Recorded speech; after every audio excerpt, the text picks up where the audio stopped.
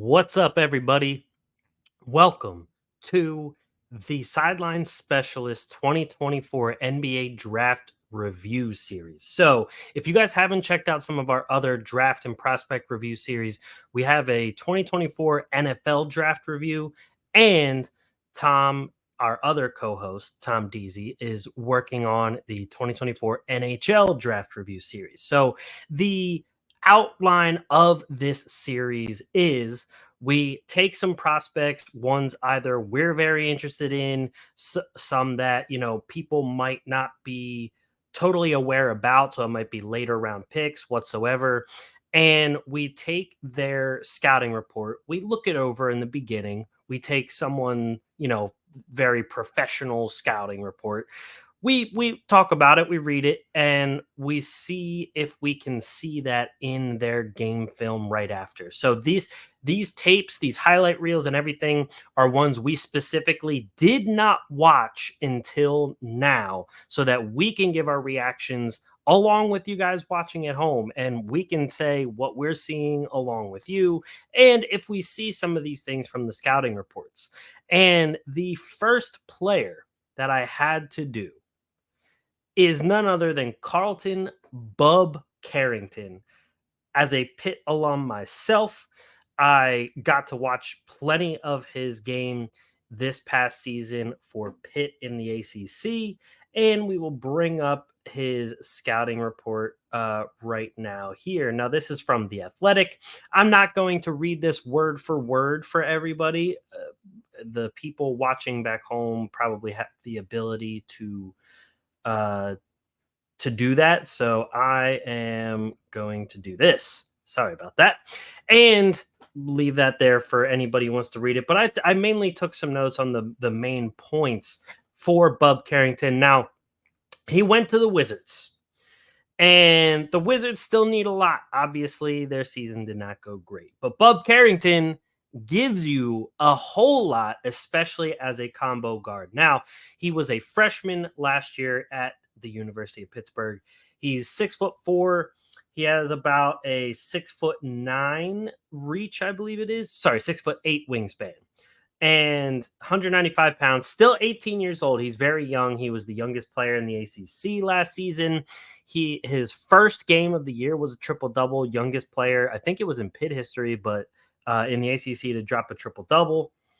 In the 33 games he played last year, he averaged 13.8 points, 5.2 rebounds, 4.1 assists, 1.9 turnovers a game. He shot 41.2% from the floor, 32.2 from three, and 78.5% from the free throw line. Now, his biggest strengths, his size as a combo guard. That's 6'4" combo guard, 6'8" wingspan. That is big for a combo guard. A lot of NBA teams are looking for that. The other thing that a lot of people have talked about, not just Sam, I'm going to butcher his name, but I think it's either Sam Vicini or Sam Vicini from The Athletic. He says it in here. A lot of other people have said it as well. He has what people just call him a pure hooper. He's got the hooper gene. He just shows a natural feel for the game that not every prospect, not every even person still in the NBA really shows. The people who have been around the basketball world, have played basketball and everything, understand that gene, but it's a little different for people who just start watching or who have been fans, but strictly fans of just the NBA and not seeing everyone coming up. Now, the biggest thing for him is anything off of a screen, scoring off of screens, utilizing screens to get free. He uses his body well off of screens. He keeps defenders on the hip. And this is, again, all according to the scouting report before we jump into his highlights. Keeps him on his hip. He has a tight handle, so he knows how to really utilize the screen in all sorts of different ways, whether it's, getting close to the screen, running his man off the screen and getting around the hedge, popping off of the screen, faking the screen, going the other way, all sorts of those things. And not only is he good at doing that and getting to his spots to score, but he is also able to use his passing ability. So both of those kind of free the other one up, and it works great in tandem. His mid-range and his pull-up game are impeccable. The man's mid-range is amazing. Sometimes he gets a little too mid-range happy and doesn't take it to the rim, which could come under his weaknesses. But whether that's here nor there at the moment, he was second in all of the NCAA Division One in points per game from pull-up jumpers. He averaged 7.4 points a game on strictly pull-up jumpers, second in the entire NCAA there. And then he was fifth in made pull-up jumpers, and he shot 50.9% on those pull-up jumpers. And not only that, but he is a solid three-point shooter. The 32.2% from three is it's kind of a mixed bag. So his off the catch threes and things like that aren't too great, but his pull-up threes, his in transition, his in rhythm threes, like those have all been really good. One of the best pull-up three-point shooters in the NCAA as well. And he averaged 4.1 assists per game, by the way, on a Pittsburgh team that really didn't have many shooters around him. You had Hinson, and that was about it. There really wasn't that many good shooters. There wasn't that many bigs that were throwing down lobs. There wasn't that many bigs getting post scores. So really, he was getting these assists strictly because of his passing ability. And to go along with it, Sam here says he rarely made bad passing reads, and he was more tentative to, sorry, not more tentative, but tended to take a bad shot more than make a bad passing read. And he also plays out of ISO and spot ups pretty well. Now, some of the weaknesses, he's not very explosive. His blow by speed is not there. He's more of a decelerating guy, not an accelerating guy to just blow right by his defender. He's not that strong right now because his frame is still pretty small. He's 6'4", only 195 pounds. Knows how to like get a guy on his hip, but he's not that strong of a player just yet. Again, he's only 18. He's got some time. Getting to the rim was the biggest thing. He settled for a lot of mid-range, settled for a lot of threes. He took under 50 shots at the rim in 33 games, which is pretty questionable, especially for a guard. He isn't afraid to take it to the rim. There was plenty of times that he wasn't afraid of contact and took it straight there, but it's just not his bread and butter. So with that being said, and his defensive game, it begs the question for, a little bit of growth because he needs to get bigger. He has the mindset to play defense. He really gets after it on the defensive end, but there's a lot of he's over aggressive at times, things like that. But he has plenty of time to grow into that as well. And his biggest question mark in terms of weakness, what I talked about earlier, is playing off ball because his catch and shoot threes and catch and shoot just shots in general were not very good. So with that being said, I am going to bring up his highlights here, and we're gonna talk about it. So let's bring those up here. I'll go down here so everybody can see it, and we're gonna hit the full screen. So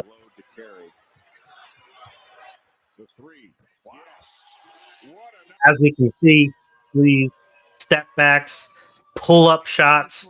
Those are things that he's going to be good at. Now, this one for this series is a little bit different because I've watched Bub Carrington as a Pitt fan, and so I already kind of know his game without watching these highlights. So the reactions on the other videos are going to be a lot better. But as you can see there, great passing look there. Found the big man open. Does find some lobs, and he puts them exactly where they need to be in transition.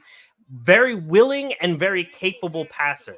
He finds those tight spaces, he threads that needle, and then the moment you start to cover those passing lanes, he can do stuff like this. He can pull up in those mid-range spots a la DeMar DeRozan or Kevin Durant. He's not posting up in the mid-range. Let's get that straight. He's not a post-up guy because he's not that big right now. Could he get there? Maybe. But his mid-range spot ups, his mid-range floaters, his mid-range touch is all good right there, falling to his right, getting to his spot, right off the ball screen, again, finding a good pick and pop in the corner. And so that is there's a little catch and shoot. I mean, his form is good. he has a very good form, but the catch and shoot is going to need a lot of work there. And dribble handoffs were another thing that he did pretty well at. There's another a good little down low pass after the pick and roll. Another pick and pop right there. He needs to bring it with him. Bub Carrington makes history tonight. That's a big part of his game. And here's the ISO, like we were talking about too. Very good in ISO. Now, again, this is right now against NCA and T. take that, take that with a grain of salt there, because obviously not a great basketball school. But there's his triple double right there. Um, and here you can see the screen, the rescreen coming back off of it as his man rolls. There are plenty of options for him off of the screen, and he has great footwork, great patience. And we talked about deceleration. His deceleration is very good in terms of freeing him up right there. The good old step back behind the back, step into a three. And again, pull up threes, pull up shots. The man can pull up from anywhere. He can pull up from the parking lot. See, there we see an example of him keeping the man on his hip, getting into the middle of the lane, getting into a mid-range shot, which he likes to do. Again, very patient, getting that baseline, finding the open man, and another baseline kick out. So while his explosiveness, his verticality isn't going to be anything that jumps off the page, he can still find his open spots. He can find that open man. Everything plays well together right now in terms of the pull up shots and the pick and roll to open up the other parts of his game. And if you're getting guys like, um, uh, wow, I'm forgetting his name. Um,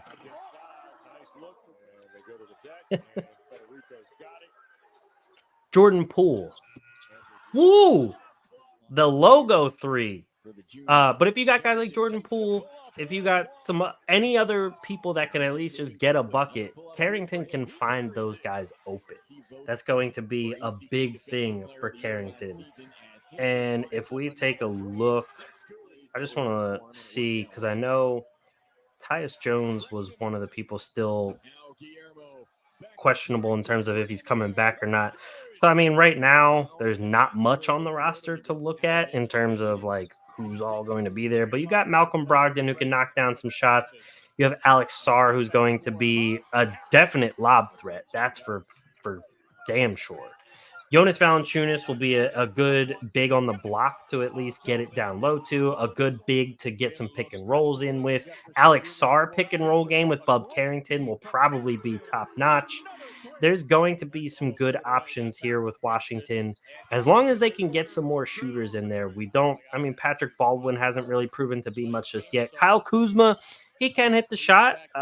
I'm not like the biggest believer in his catch and shoot game consistently, but definitely a scoring threat enough that if Bub Carrington is running any sort of pick and roll with him, that'll be big time. And then, yeah, I mean, there's still plenty of off season to go to see how this Wizards roster fills out. But I really like Bub Carrington for this team.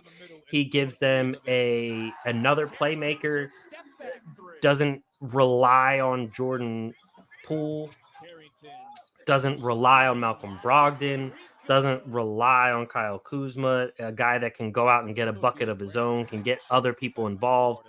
And like I said, the biggest thing for him, can he play off ball and be a catch and shoot guy? Can he grow on defense? The defense part, I'm less worried about. I think defense will be fine with him because he shows he cares. He shows that he cares. He shows the mentality that he needs to grow on defense. So I think that will kind of handle itself. And the last thing, I mean, these highlights really speak for themselves. I know I'm talking over a lot of these just because I know a lot about this guy, but a lot of these talk for themselves. But we will stop that there. And one of the other things that I think just speaks to Bub Carrington's character is the fact that Capel, the coach, said that this was the first time he's ever had a player bring his teammates to the draft and like get them tickets, have them sit out there with him, and like hear them cheering him on when his name was called. Carrington cares about his team. He cares about his teammates. This guy is all about basketball. He's all about hooping. He has that hooper gene, like we talked about. I think that I'm not saying he's going to turn into some sort of superstar, but I think that Bub Carrington can definitely turn into the solid starting combo guard type of player and a very good sixth man at like give or take either one. So that's Bub Carrington from Pittsburgh, the Wizards draft pick at number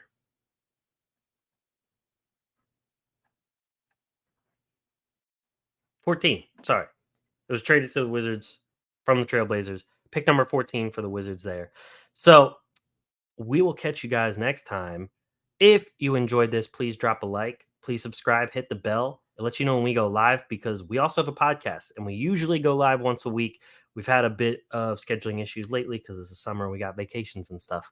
But there will be more with this draft review series. I have a couple of the Sixers draft picks coming up next in Jared McCain and Adem Bona, and we will have plenty of others. A lot of the bigger name guys, like the Alex Sars and everything. I mean, this draft is a little different because there's not that many big name guys, but those guys probably won't be covered on here because there are tons and tons of YouTube channels that cover those guys in so much depth. And unless you guys comment and say you want us to look at it, we're not going to bother with that because there's plenty of other places to see it. So thank you guys for watching. I'm Alex Fishbein. We'll catch you guys in the next one. Peace.